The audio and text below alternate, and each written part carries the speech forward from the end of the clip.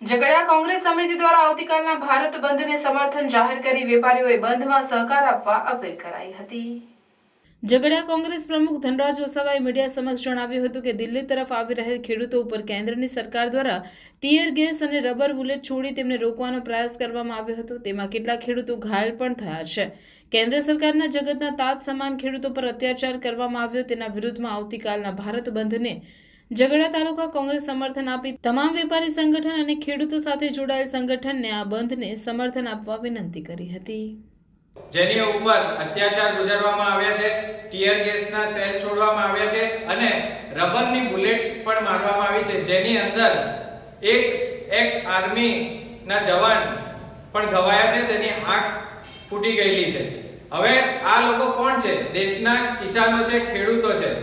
જગતના તાત કહેવાતા ખેડૂતો ઉપર જ્યારે આ કેન્દ્રની સરકાર આવા અત્યાચાર ગુજારતી હોય તો તેના વિરોધમાં અમે કોંગ્રેસ તરફથી આવતીકાલના બંધને સમર્થન કરીએ છીએ અને આ મીડિયાના માધ્યમથી હું ઝઘડિયા તાલુકામાં આવતા બજાર વિસ્તારના વેપારી મંડળો અને બીજા જે પણ લાગતા વળગતા વેપારીઓ હોય જે ખેડૂતોની સાથે સીધો અથવા આડકતરી રીતે તેમના દુકાન અને ધંધામાં જોડાયેલા હોય તેમને હું આ સમર્થન આપવા માટે વિનંતી કરું છું।